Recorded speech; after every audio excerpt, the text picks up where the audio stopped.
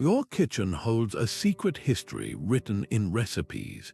Traditional food preparation is a quiet act of rebellion, a powerful tool cultures have used for centuries to protect their identity from being erased. In this journey, you will learn how everyday acts like baking bread or blending spices became coded messages for preserving an entire way of life. We will discover how a simple loaf could contain a map of family lineage, and why a grandmother's pickle recipe might be a hidden diary of survival. This exploration reveals why these culinary traditions are not just about taste, but about the very survival of the human spirit. What forgotten story is waiting to be tasted in your next meal? A Korean grandmother's hands press down the last cabbage leaf into its ceramic pot, sealing in a taste that has outlasted dynasties and wars. This simple act of making kimchi is far more than food preparation. It is a ritual of cultural memory. The process of fermentation itself is a silent, biological chronicle. Within each jar, a unique microbial ecosystem thrives, a living community of bacteria and yeasts that is distinct to its region. These microbes are an edible fingerprint, a biological signature that cannot be easily copied or erased. The taste of one village's kimchi can differ from the next, carrying the subtle imprint of its local environment and the specific touch of its makers. This transformation from fresh vegetable to pungent, preserved staple required more than just individual effort. It demanded community. In Korea, the annual Kimjang event brought entire villages together to prepare enough kimchi to last the long, barren winter.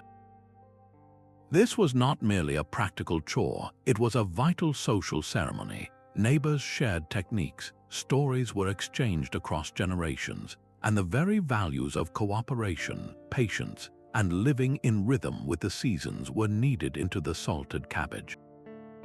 The food secured their physical survival through the cold months, while the ritual itself fortified their social and cultural bonds. So when you taste a fermented food, whether it is sauerkraut, miso, or kimchi, you are not just experiencing a flavor. You are tasting a preserved moment of human history, a story of resilience written by microbes.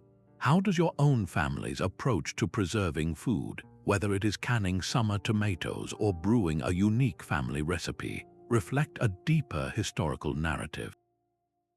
This profound connection between what we eat and who we are was also forged over fire in the primal act of baking bread. The heat from a communal oven did more than just bake bread, it gathered a community. In countless rustic villages across Europe, the shared oven was a heart, a place where the day's news was exchanged alongside starter dough. Each family's loaf, with its unique shape and pattern, was a quiet identifier. A long, slender form might signal a family from one valley, while a round, deeply slashed loaf came from the next. These were not just recipes, they were edible family crests, passed down through generations not in written words, but in the feel of the dough and the timing of the bake. The very grain told a story of the land, rye thriving in the colder soils of the East, sorghum resilient in the sun-baked fields of Africa. Each choice was a testament to local agriculture and environmental adaptation. Even the simple act of slashing a cross into the top of a loaf before it entered the oven was layered with meaning. In many Christian traditions, this was a blessing, a small, daily ritual that wove faith directly into the act of sustenance. The resulting loaf, with its specific crust and crumb, carried the baker's signature as clearly as a spoken language. It was a non-verbal communication of heritage, a tangible link to a specific landscape and history. The story of bread reveals how a universal staple can become a unique vessel for identity. This same principle of encoding meaning into food traveled even farther, carried not by the solid weight of a loaf, but by the intoxicating aroma of spices. The scent of a spice blend can feel like a key to a forgotten map. Long before written records detailed every trade agreement, the most vital information about migration and cultural exchange was encoded in the flavor of food. In a bustling ancient market, a merchant's garam masala was not merely a personal preference. It was a complex recipe of origins. The cinnamon might whisper of voyages from Sri Lanka, the black pepper shout of the Malabar coast, and the cardamom hint at journeys through the Western Ghats. Each ingredient represented a point of contact along the sprawling silk and spice routes, a testament to how far a family had traveled or which empires had brushed against their culture. A single scoop of this powder was a condensed history of trade, conquest, and fusion.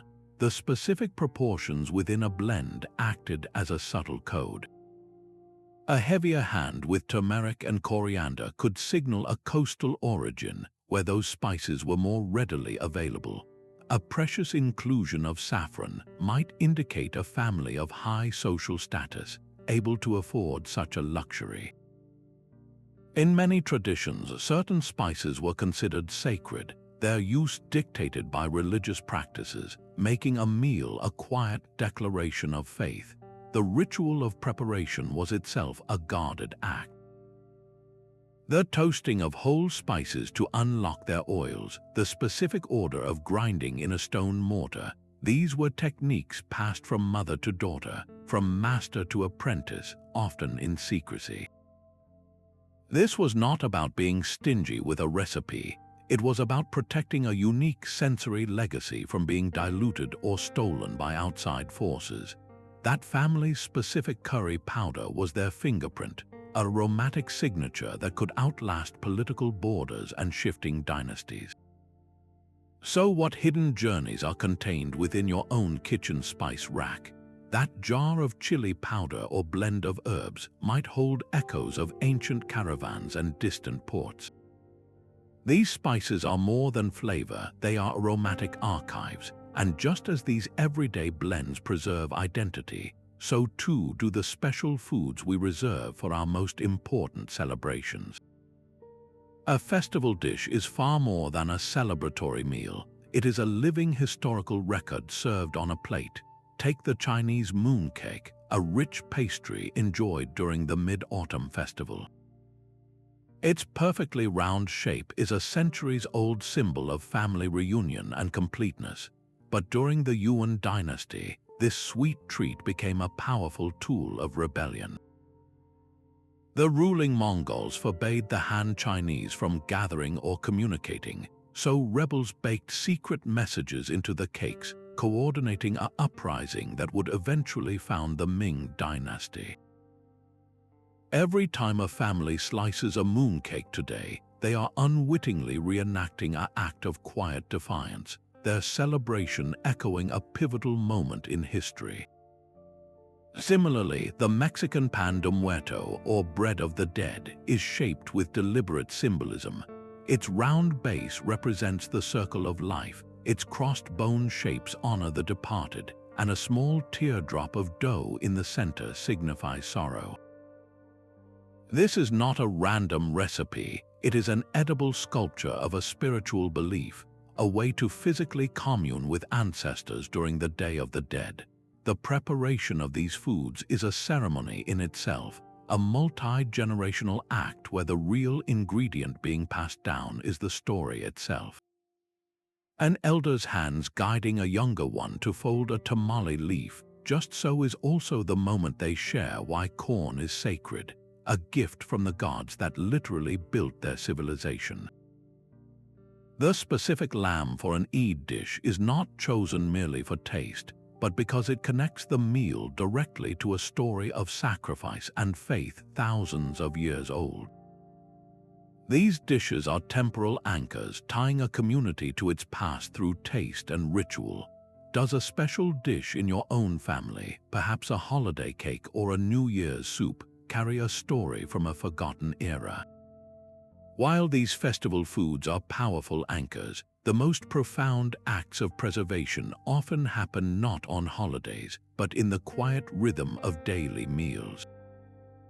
A traditional Japanese breakfast is a quiet lesson in culture, served on a tray. The precise arrangement of miso soup, rice, and grilled fish is not random. It is a daily rehearsal of values.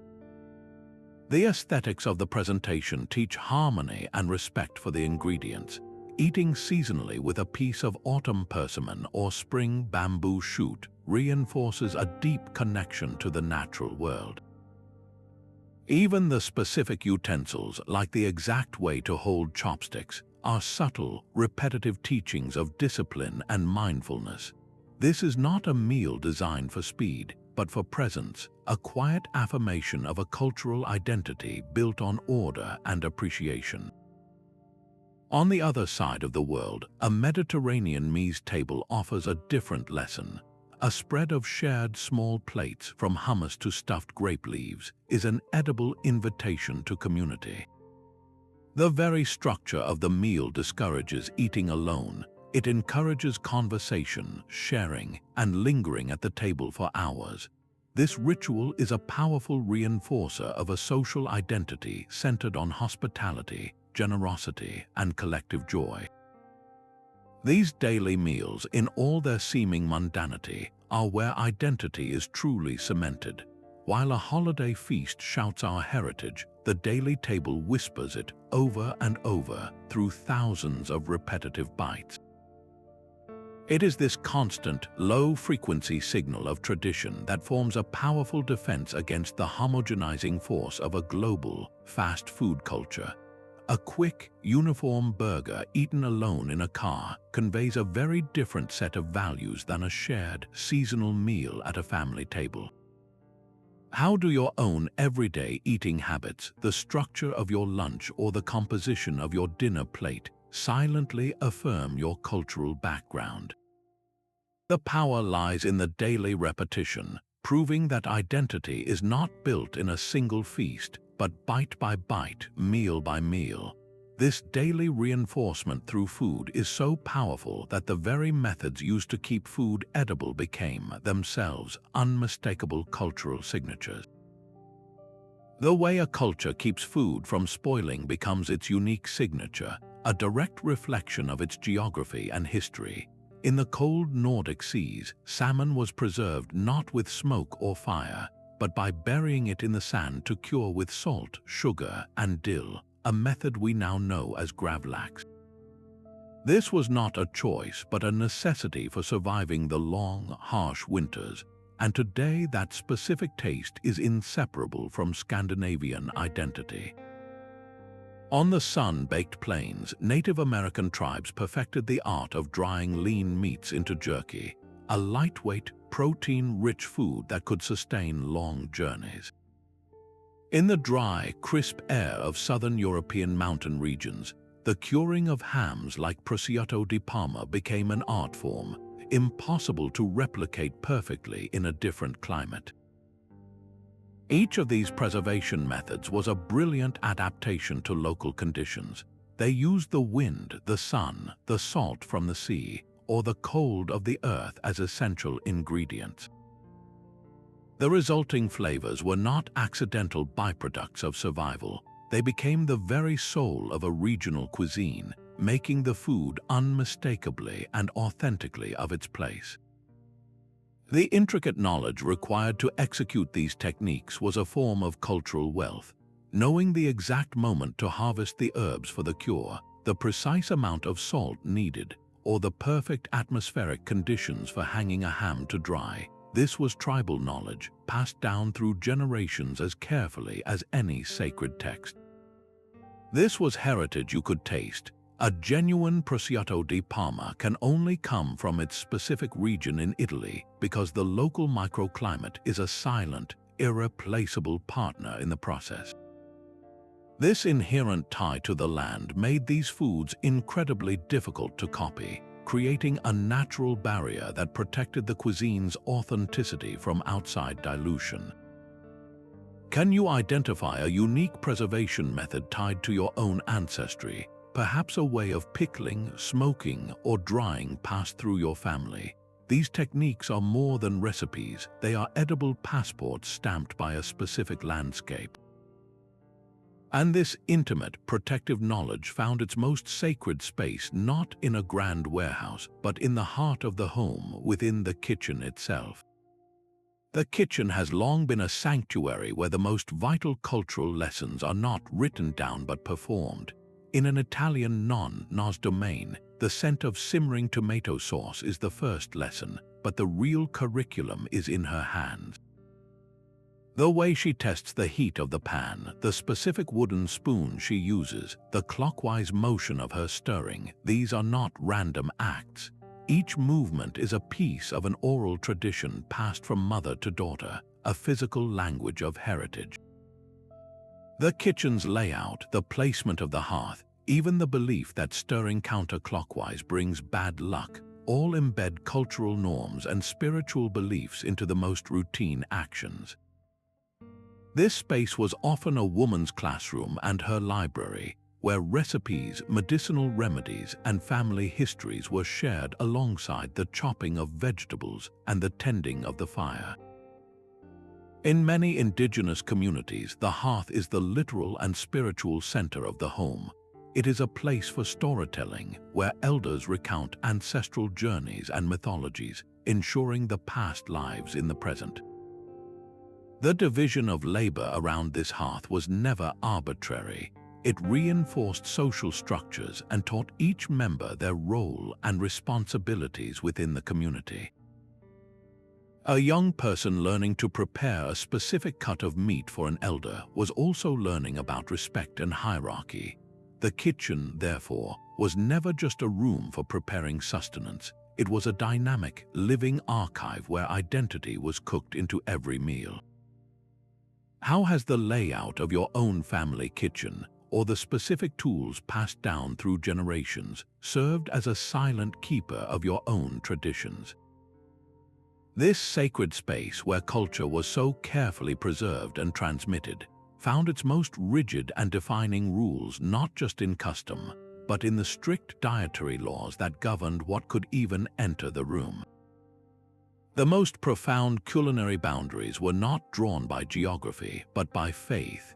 In the intricate kosher laws of Judaism and the halal practices of Islam, food preparation is governed by divine commandment, transforming the kitchen into a sacred space of obedience and identity.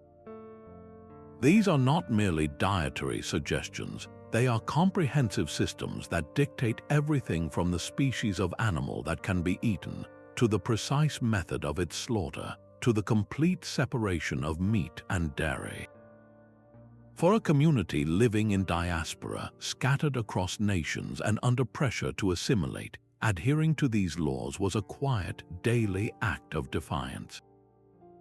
Choosing to eat only kosher meat, even when it was difficult to find or marked one as different, was a powerful reaffirmation of belonging to a people and a covenant.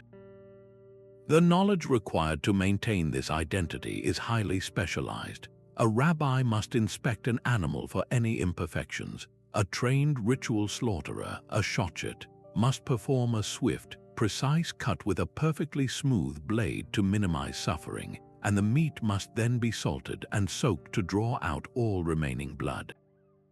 In halal practice, the pronouncement of God's name at the moment of slaughter consecrates the act, making the food permissible. This specialized knowledge, passed down through religious leaders and devout families, acts as a continuous thread, weaving faith directly into the fabric of daily life. The community that eats together according to these ancient rules stays together, its cohesion fortified by every shared, lawful meal. This is how identity is literally consumed, taken into the body itself as a physical reminder of a spiritual commitment. Have you ever considered how the food restrictions in your own upbringing, whether rooted in religion, ethics, or health, created a sense of shared identity with others who followed the same rules? This idea of food as a linguistic code is profound, for just as dietary laws preserve faith, the very words we use for our ingredients can safeguard an entire language from fading into silence. A recipe is more than a list of instructions, it is a spoken language. The words we use for food are often the last surviving fragments of a vanishing tongue. Take the Japanese concept of umami, a word that simply has no direct equivalent in English. It is not just savory or meaty, it is a specific, profound depth of flavor that defines an entire culinary philosophy. To understand umami is to understand a fundamental pillar of Japanese taste, a nuance that would be lost without that precise word. Similarly, the German term Gemütlichkeit describes the warm, cozy, and congenial feeling evoked by a hearty meal shared with good company in a comfortable setting. It is not just the food, but the entire emotional atmosphere captured in a single, untranslatable term. These words are cultural capsules, preserving entire worlds of feeling and experience that defy simple translation. The names of dishes themselves are living linguistic artifacts. In Wales, a bowl of cawl is not merely a lamb and vegetable stew. Its name is an ancient Welsh word for soup or broth, a direct link to the Celtic language that has weathered centuries of political and cultural pressure. Every time someone orders cawl in a pub, they are speaking a piece of their ancestral language into the present. Across the world, the Filipino dish adobo gets its name from the Spanish word for marinade, a linguistic fossil from the colonial era. Yet the dish itself, with its vinegar and soy sauce base, is wholly Filipino, a story of adaptation and identity where a foreign word was adopted to describe something uniquely local. These dish names are more than labels, they are echoes of history, preserving words and phrases that might otherwise have faded into silence.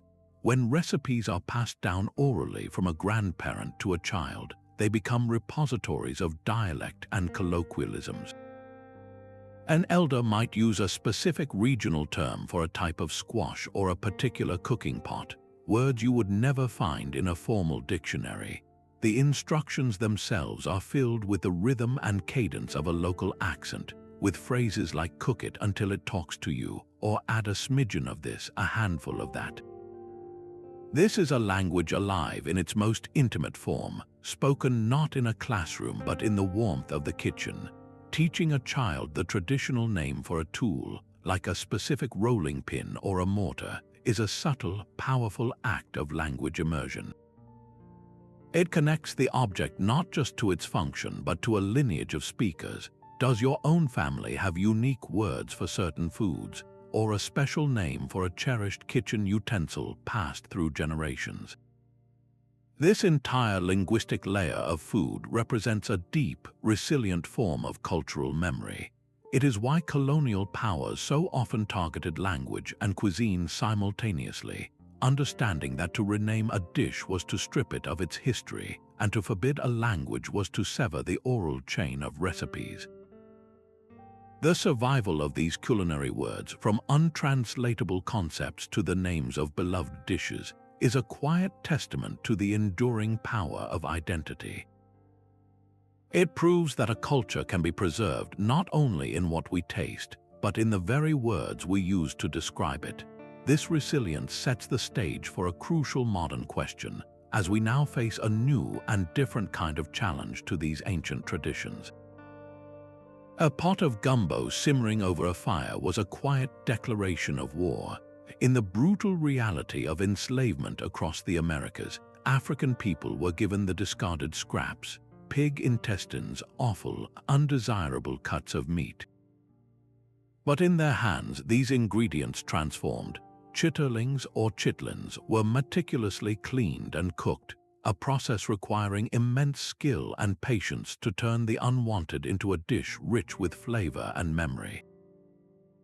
Gumbo, a thick stew, became a culinary crossroads, blending West African okra, Native American file powder, and European influences into something entirely new, yet deeply rooted. This was not merely making do, It was a profound act of cultural preservation. The specific slow cooking techniques, the complex layering of spices, and the spiritual significance attached to certain foods were all fragments of a homeland, carefully woven into these new creations. Each meal was a defiance, a way to whisper, "I am still here, my ancestors are still with me," through the very act of nourishment. This resistance was mirrored in the fields. Native American communities, forced onto reservations and pressured to adopt European farming of single crops like wheat, continued to secretly cultivate the three sisters: corn, beans, and squash. This was not just a planting method, it was a sacred agricultural philosophy. The corn stalks provided a structure for the bean vines to climb. The beans fixed nitrogen in the soil to nourish the corn, and the broad squash leaves shaded the ground, retaining moisture and suppressing weeds. This symbiotic relationship was a living model of community and balance, a core spiritual principle. By continuing to plant, harvest, and prepare these foods in the traditional ways, often in hidden garden plots, these communities were protecting more than just seeds. They were safeguarding a worldview, a relationship with the earth that was fundamental to their identity. The survival of a specific type of blue corn or a particular way of grinding it into meal was a victory against cultural erasure. How can a simple dish be a testament to human resilience? It is because the recipe itself becomes a map of survival, each ingredient a landmark of adaptation, and each cooking method a path taken to preserve the soul.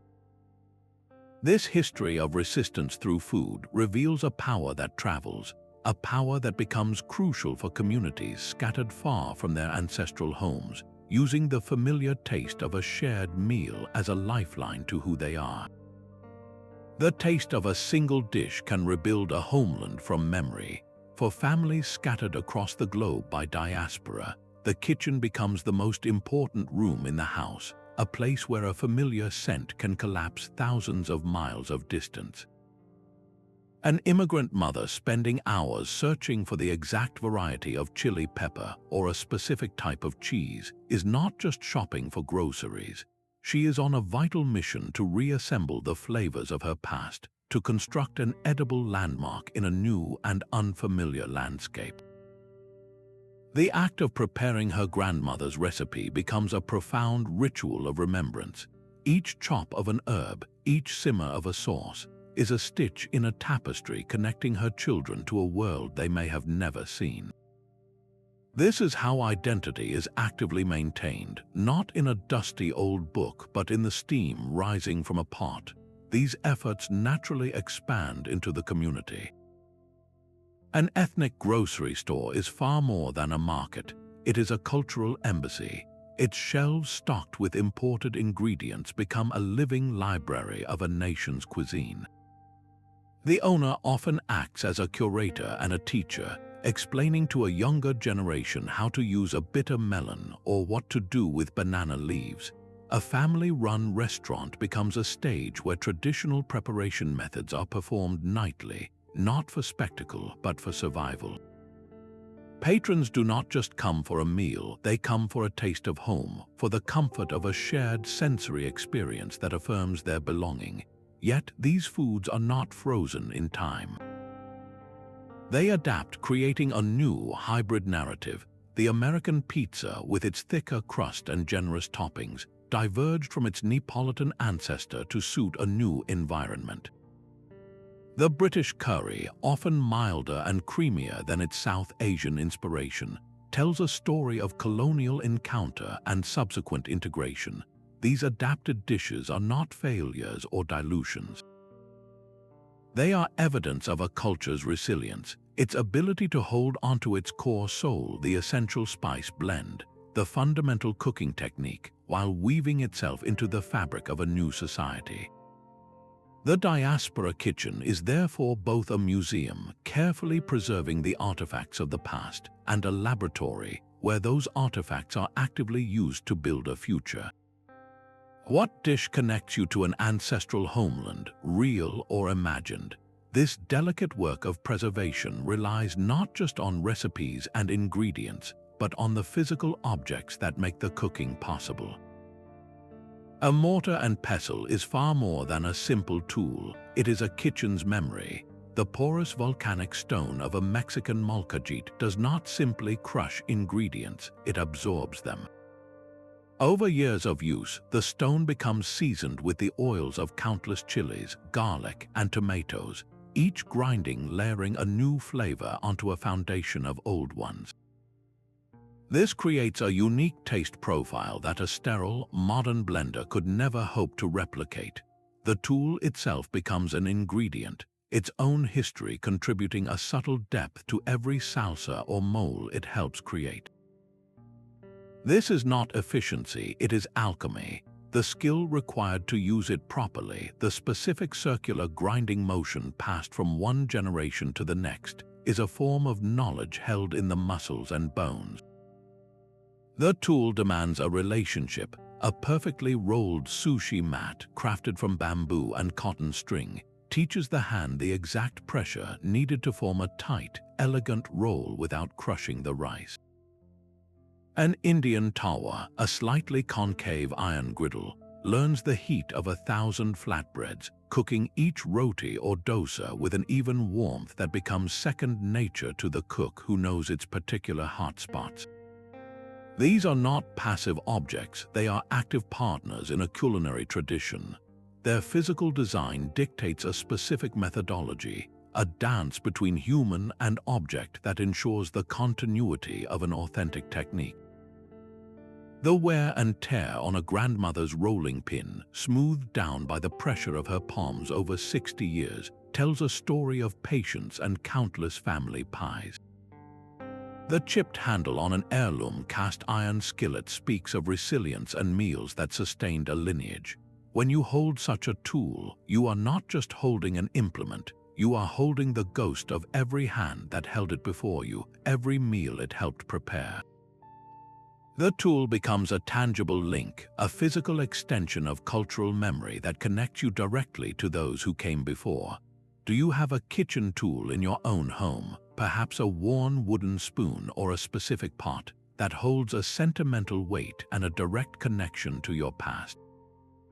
These objects are silent witnesses to our history, and their continued use is a quiet vow to remember. A single seed holds an entire culinary world within its tiny shell. On a small family farm, the act of saving seeds from one season to the next is not just gardening, it is an act of historical preservation. An heirloom tomato, passed down through a family for generations, carries more than its distinct flavor and vibrant color. It carries the story of a specific place, the rainfall patterns of a particular valley, and the selective hands of the gardeners who always chose the best fruit from which to save seeds.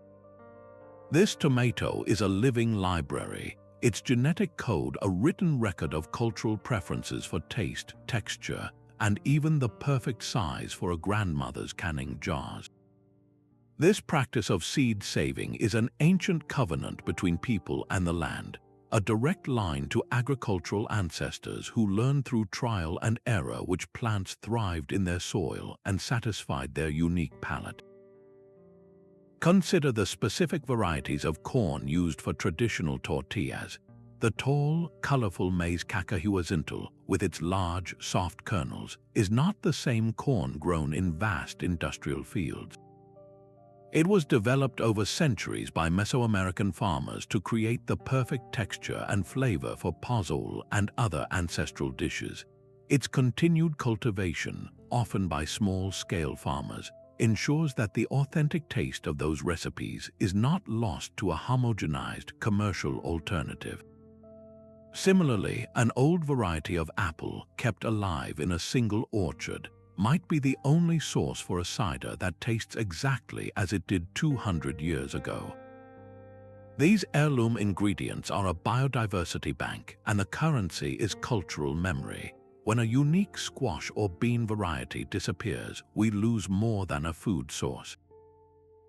We lose a chapter of human history, a specific solution to the puzzle of survival in a particular ecosystem.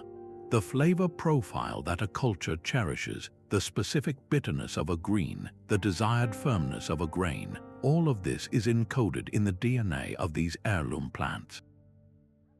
Industrial agriculture, focused on uniformity, shelf life, and high yield, often flattens this rich tapestry of taste.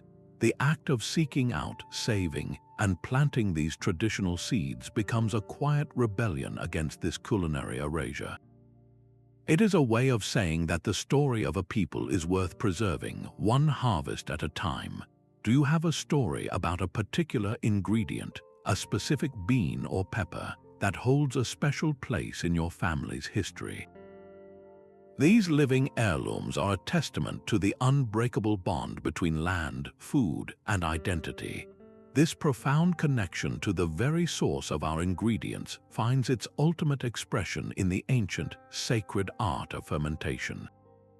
A slow steamed bao and a flame-licked asado steak are more than just different meals. They are opposing culinary philosophies made edible. The gentle, humid heat of a bamboo steamer does not seek to transform an ingredient with fire, but to coax out its purest essence. This method, central to so much of Chinese cuisine, reflects a deep cultural respect for subtlety, for preserving the inherent integrity and delicate flavor of the food itself. It is a quiet, patient process where the cook acts as a guide rather than a conqueror, working in harmony with the ingredient's nature. Contrast this with the Argentine asado, a social event centered around an open fire. Here, the cook, the asador, stands as a master of the primal elements, controlling the intense heat and smoke to slowly transform massive cuts of meat. This is not a subtle art, it is a bold, communal performance of patience and skill, where the gathering itself is as important as the food. The fire becomes a focal point for storytelling and connection, reinforcing a cultural identity built on openness, shared space, and a direct engagement with the natural world. These cooking styles are not interchangeable because they are not merely techniques, they are expressions of a fundamental worldview. A culture that values collective harmony might naturally gravitate towards methods like steaming or stewing, where ingredients meld together without losing their individual character. A culture that celebrates individual prowess and communal festivity might find its soul in the theater of the open grill. The resistance to changing these methods comes from a deep place. They are tied to how a people see their role in the world, their relationship to nature, and their definition of community. Is your own kitchen defined by the fast, high heat of a stir-fry, a method of quick adaptation and resourcefulness, or by the long, slow simmer of a stew, a practice of patience and melding flavors over time? The way you apply heat to your food might be one of the most honest expressions of your cultural inheritance. This deep philosophical coding in our cooking processes ensures that even when ingredients change or migrate, the soul of the cuisine can travel intact, carried not in a spice jar, but in the very method of transformation. The recipe for my grandmother's stew was never written down because its most vital ingredient was the story she told while making it. As she dropped vegetables into the pot, she would recount how her own mother first prepared this same dish during a long journey north, using whatever hardy roots and herbs could be foraged along the way. This was not a cooking lesson, it was a living history channeled through her hands. The vague instructions of a pinch of this, a handful of that were not a lack of precision, but the entire point. They forced a moment of closeness, a necessity for the younger generation to stand beside her, to watch and to listen. The knowledge transferred was not just about the balance of spices, but about the scent of a particular autumn, the sound of a long-lost kitchen, the feel of a dough that was just right. This intimate, experiential learning wove the context, the stories, and the emotions directly into the muscle memory of the recipe itself. The inevitable variations that arise from this oral tradition are not mistakes, but a living archive. When my aunt adds a touch more paprika than my grandmother did, it is a subtle record of her own life, perhaps an influence from a friend she made in a different city. When my cousin prefers to use a modern stock instead of boiling bones for hours, that shift becomes a footnote in our family's timeline, marking a change in resources and daily rhythms. Each slight deviation is a personal signature, a quiet documentation of how a family navigates a changing world while holding onto its core. This oral tapestry is what keeps a culture's narrative heartbeat alive. The loss of this tradition is not merely the loss of a dish's authentic flavor, it is the severing of a direct sensory line to the past. What family story is inseparable from a specific recipe in your own memory?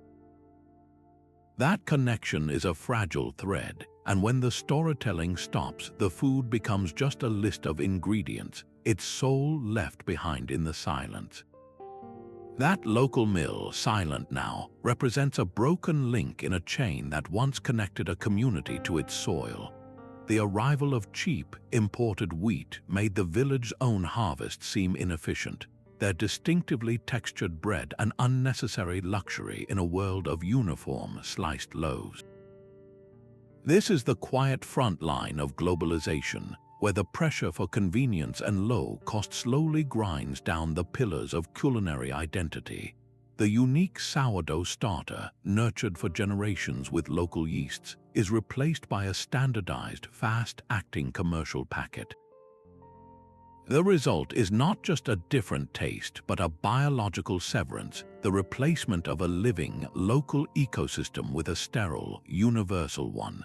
The industrial loaf, designed for longevity and visual perfection, lacks the nutritional complexity and the subtle, variable flavor that told the story of a specific place and time. This shift creates a kind of culinary flatness, where a supermarket aisle in Tokyo can feel eerily similar to one in Toronto or Buenos Aires, stocked with the same multinational brands. The profound connection between a people and their local environment, once expressed through the grains they sowed and the bread they baked, is replaced by a transactional relationship with a global supply chain. Is the rich tapestry of human taste being slowly replaced by a monochrome blanket of uniformity? This erosion highlights the incredible fragility of food-based identity in the modern age, making the conscious efforts to revive these traditions not just a culinary preference, but an act of cultural preservation. A young chef trades a stainless steel city kitchen for the earthy scent of a root cellar, learning to cure meats using methods her great-grandfather would recognize. This is not a solitary quest, but part of a vast, global tapestry of revival known as the slow food movement. It is a conscious, active pushback against the tide of sameness, a decision to seek out the distinct flavors of place and history. People are not just looking up heirloom recipes online, they are gathering in community kitchens for workshops on fermenting kimchi or crafting artisanal cheese. They are using the very tools of modern globalization, like social media, to form digital villages where they can share, compare, and proudly display their unique culinary heritage. This is far more than nostalgia for a simpler time. It is a powerful act of reclamation. By choosing to buy a wheel of cheese from a local dairy using century-old practices, or by planting seeds from an heirloom tomato, individuals are making a statement.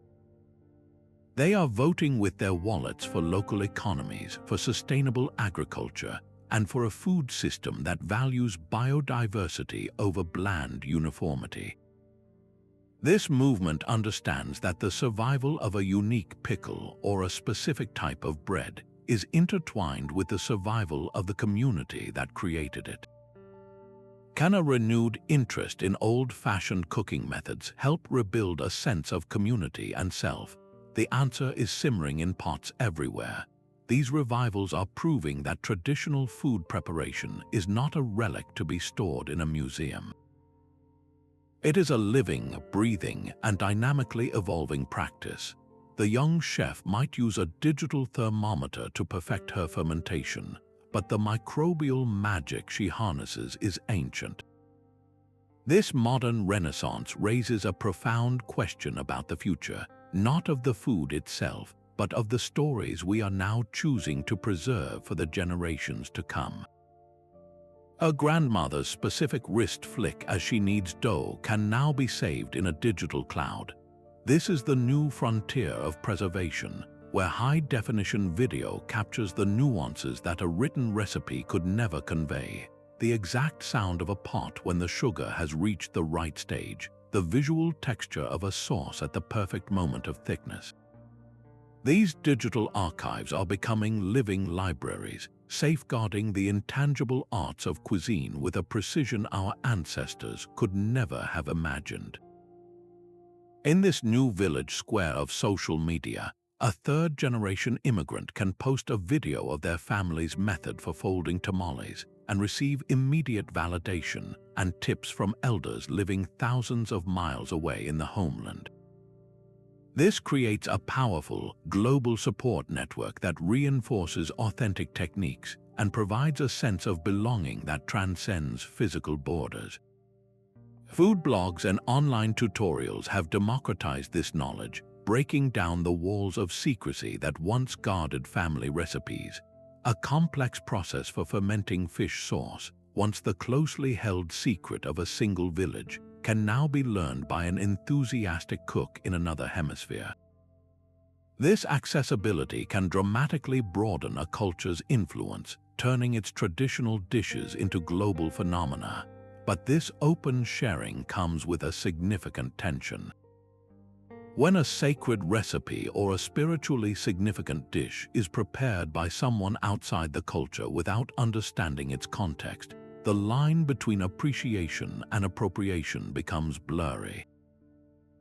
The story behind the food is often the first thing to be stripped away in a simplified online tutorial, leaving behind a hollowed-out shell of the original tradition. The very digital tools that offer unprecedented preservation also create the risk of decontextualization, where foods become trendy aesthetics divorced from their deep historical meaning. So, is the internet the ultimate preservation tool or a new force for cultural dilution? It is simultaneously both, a powerful amplifier that can either strengthen a tradition's voice or distort it beyond recognition. The responsibility now falls on us, the users of this global network, to share not just the recipes but the stories, the respect, and the context that give them their true flavor. The taste of your grandmother's soup is a time machine for the soul. That first spoonful can dissolve years of distance, instantly wrapping you in the profound sense of safety and belonging you knew as a child. This is the hidden power of comfort food, a phenomenon rooted deep in the biology of memory. The part of your brain that processes smell, the olfactory bulb, has a direct neural highway to the amygdala and hippocampus, the centers of emotion and long-term memory. When the aroma of a specific stew or the particular texture of a rice dish hits your senses, it does not just remind you of the past, it can momentarily transport you back into the emotional state you were in when you first experienced it. The warmth, the security, the love of a family kitchen, all of it is unlocked in an instant. For someone living far from their cultural homeland, this is not mere nostalgia, it is a vital psychological anchor. The act of preparing a traditional meal from scratch becomes a therapeutic ritual. The rhythmic chopping of vegetables, the slow simmering of a broth, the familiar scent that fills the apartment, these actions can combat the disorientation and loneliness of being an outsider. It is a way to rebuild a small, edible piece of home in a foreign landscape, a tangible defense against the erosion of identity. This is why we do not just crave these foods, we need them. They are a form of sensory reassurance, a direct line to a version of ourselves that is rooted and known. What dish instantly transports you to a feeling of home? That connection is your psyche holding fast to its history. This deep emotional wiring explains why these same comfort foods become the non-negotiable centerpieces of our most important celebrations, transforming a personal anchor into a collective one. The breaking of the wedding bread under the chuppah is far more than a meal, it is a covenant. In Jewish tradition, this act seals the marriage bond, transforming two individuals into a new family unit before their community. The bread itself, often a braided challah, symbolizes the intertwining of lives. This is not a casual snack, but a food charged with a profound purpose, its consumption a public declaration of a new beginning. Across the world, in West African ceremonies, the presentation of the kola nut holds a similar weight. Its bitter taste is not an accident, it is a deliberate metaphor for the challenges of life, and the act of sharing it signifies a willingness to face those hardships together in peace and fellowship. The nut is not merely eaten, it is ritually broken and distributed, each piece a tangible offer of trust and unity. Even the first bite of solid food for a Hindu baby is a sacred event. The Annaprashan ceremony involves feeding the infant a sweet, cooked rice pudding, a wish for a life filled with prosperity and sweetness. The choice of this specific food at this exact moment bookmarks the child's passage from a milk-only diet into the wider world of family meals and, by extension, into the social fabric of the community. The preparation of these ceremonial foods is a sacred responsibility, often governed by unyielding rituals. The person who cooks them might need to be in a state of purity, fasting before they begin, or using ingredients sourced in a specific, sanctioned way. The recipes themselves are followed with a precision that borders on prayer, for it is believed that a deviation could weaken the intended blessing or disrupt the symbolic transition.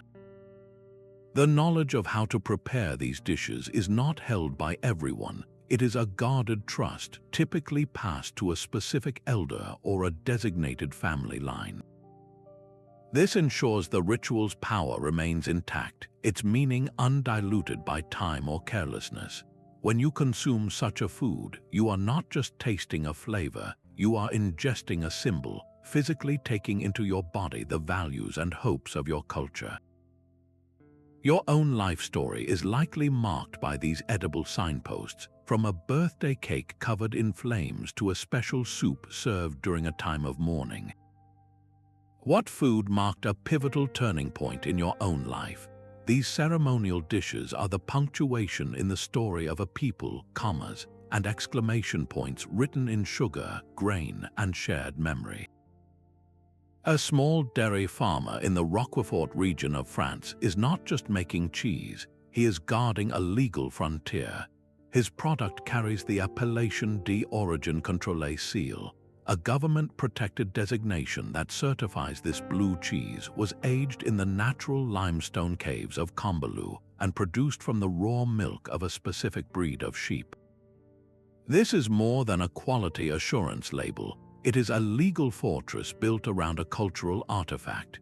The AOC system transforms a traditional method into intellectual property, making it illegal for anyone outside that defined geographic area and set of techniques to use the name.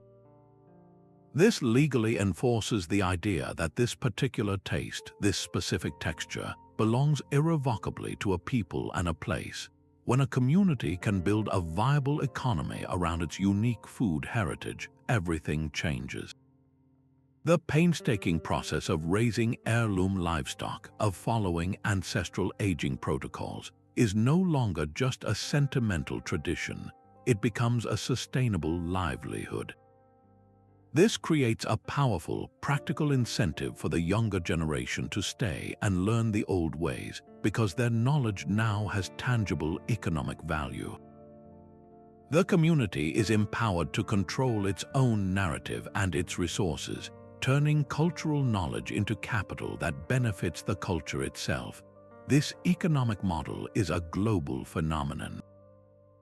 From the protected name of Parmigiano Reggiano in Italy to the designation of tequila from specific regions of Mexico, these legal shields do more than prevent imitation. They affirm that the story behind the food is an essential part of its worth. Can protecting a traditional food product be an act of economic and cultural sovereignty? Absolutely. It declares that a culture's unique expression of taste is a non-negotiable asset, worthy of defense in the global marketplace. This turns preservation from a nostalgic hobby into a powerful, practical pursuit that feeds both the body and the soul of a community. A diplomatic table is set not with arguments but with plates. When leaders share the cherished dishes of their homelands, they are engaging in the oldest form of diplomacy, one that bypasses translators and speaks directly to the senses. This is food acting as a non-verbal language, a bridge built of flavor and aroma. It is a gesture that says, "This is who we are, and we invite you to understand us." Throughout history, this shared meal has been a primary tool for peaceful cultural exchange, allowing people to experience another's identity in the most direct way possible by taking it into their own bodies. This exchange is not a one-way street, it is a constant, evolving dialogue. Consider the humble tomato, now so deeply woven into the fabric of Italian cuisine that it seems it must have always been there. Yet before the Columbian exchange, it was unknown in Europe. Its journey from the Americas and its eventual adoption into sauces and salads across Italy is a story of identities evolving and enriching one another. A culture did not simply take a new ingredient, it embraced it, experimented with it, and made it an inseparable part of its own story. This is how the global culinary tapestry is woven, thread by flavorful thread. But this dialogue requires respect to remain an exchange and not become an erasure. When a dish is taken from its cultural context, stripped of its history, and repackaged as a trendy new commodity, the story is lost. The difference lies in acknowledgement and understanding. It is the gap between a chef who learns the traditional significance of a Native American corn and one who simply uses it as a novel menu item. This respectful exchange enriches everyone, creating a deeper, more nuanced global community. Has trying a new cuisine ever opened a window for you into a different way of life? That moment of understanding is the true power of food as a universal language, transforming preparation from a solitary monologue into a rich, ongoing conversation that feeds the world's collective identity. For centuries, the secret library of our culinary heritage had no official keepers, only grandmothers, mothers, and aunts. Their hands have been the primary instruments of cultural transmission, the quiet archivists who held the keys to our collective palate. This role was often a double-edged knife. A woman's skill in the kitchen could define her social standing, her ability to secure a good marriage, and her family's reputation within the community. Her knowledge of which wild greens could cure an upset stomach or the precise fermentation time for a fish sauce was not just domestic labor, it was vital, specialized expertise that ensured the health and continuity of her people. This custodianship, while sometimes confining, made women the indispensable guardians of a culture's sensory memory. They were the living databases of which local grain made the most resilient bread, how to stretch a single chicken to feed a dozen relatives, and the exact spice blend that could evoke the scent of a homeland left behind generations ago. Their work was a continuous, often unthanked, act of preservation. In countless households, a daughter standing beside her mother at the stove was not merely learning to cook, she was receiving an oral history of migration, adaptation, and survival.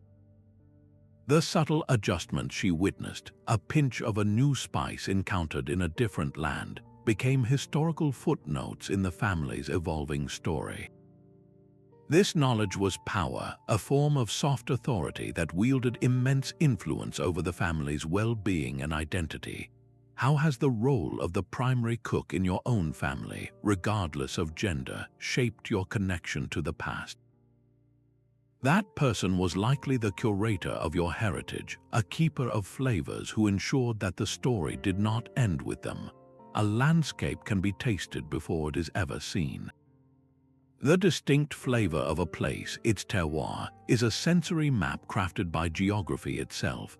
The smoky depth of Hungarian paprika comes from the specific way those peppers were dried over open fires in a particular climate, a flavor impossible to replicate elsewhere. The sharp, cleansing tang of Scandinavian fermented fish is a direct taste of the cold, abundant northern seas and the necessity to preserve its bounty. The pungent, citrusy burst of herbs in a Southeast Asian salad speaks of a humid, fertile land where plants grow with intense, aromatic vigor. These are not random collections of ingredients, they are edible ecosystems. The soil composition, the amount of rainfall, the angle of the sun, all of these environmental factors imprint themselves on the local plants and animals, and in turn onto the traditional dishes they become. A culture's cuisine becomes a complex language of its homeland, a dialect of flavor spoken only there. This is why preserving traditional preparation is about so much more than following a recipe. It is about safeguarding the very conditions that create a unique taste.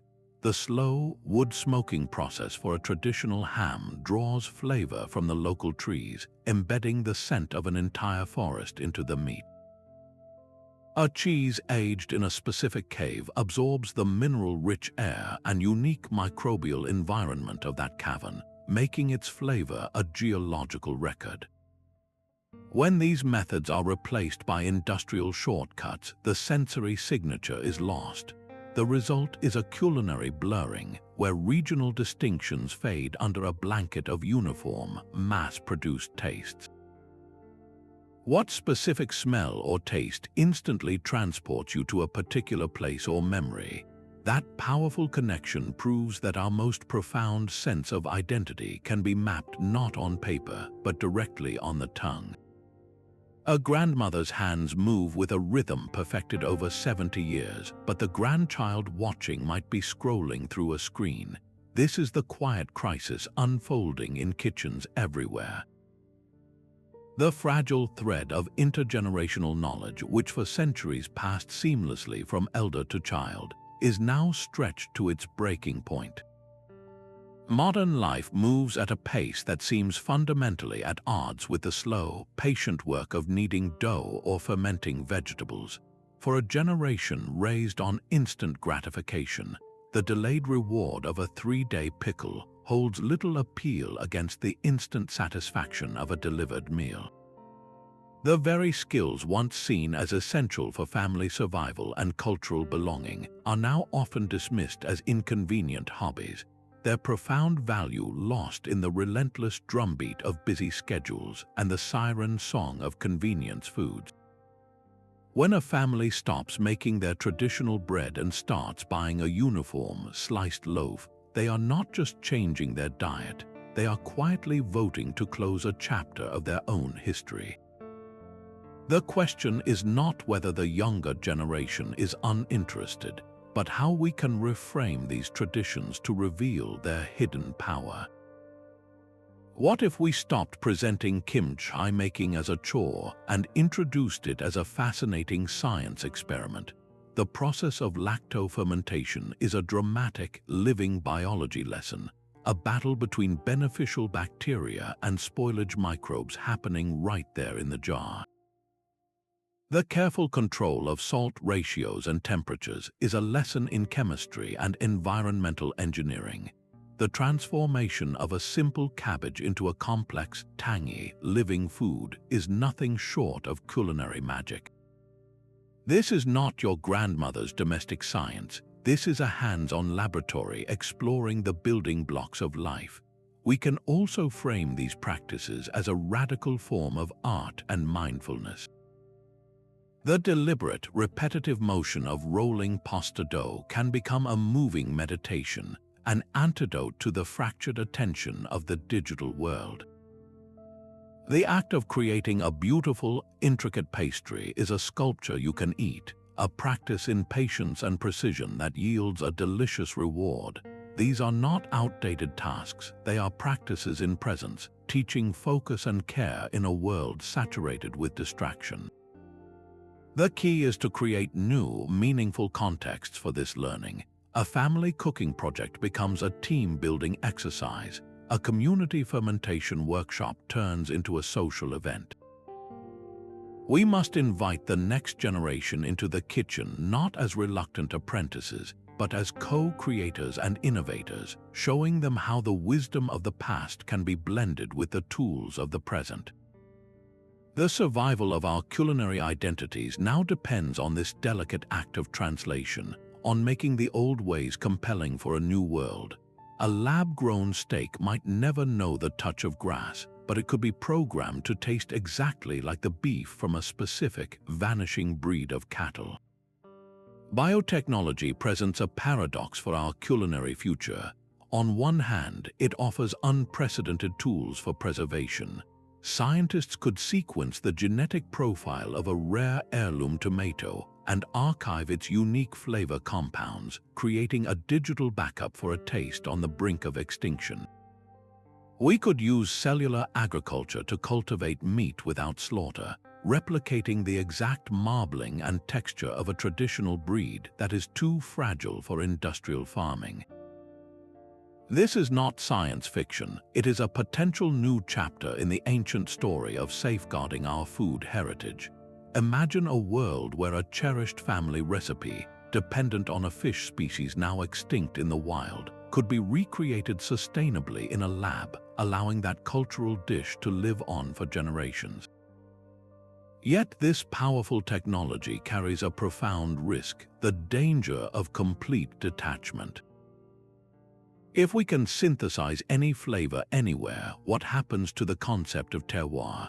What value does a specific valley's microclimate hold if a vat in a factory can produce an identical olive oil? The very connection between food, land, and community, a cornerstone of cultural identity for millennia, could be severed. The challenge is not to reject these advancements, but to guide them with wisdom.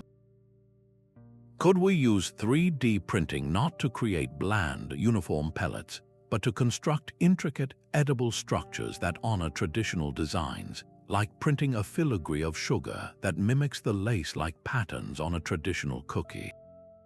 Might virtual reality become the ultimate apprenticeship, allowing a young cook in a distant city to don a headset and stand digitally beside a master cheese affiner in a French cave, learning the subtle art of judging ripeness by sight and smell? The goal is not to replace the grandmother's kitchen, but to build a bridge to it. The future of our food identity hinges on a crucial question. Will we use our technology merely for efficiency, or will we wield it as a new kind of vessel, designed to carry the rich, complex, and irreplaceable flavors of our past into an uncertain future? From the fermenting crock to the communal oven, these traditions form a resilient tapestry, guarding identity through taste and ritual. They are far more than instructions for a meal, they are living histories whispered across generations. Each jar of pickles is a time capsule, every loaf of bread a family map, and every spice blend an aromatic archive of ancient trade routes. These practices have been quiet acts of defiance against erasure, strategies of resistance for the displaced, and enduring love letters written by our ancestors.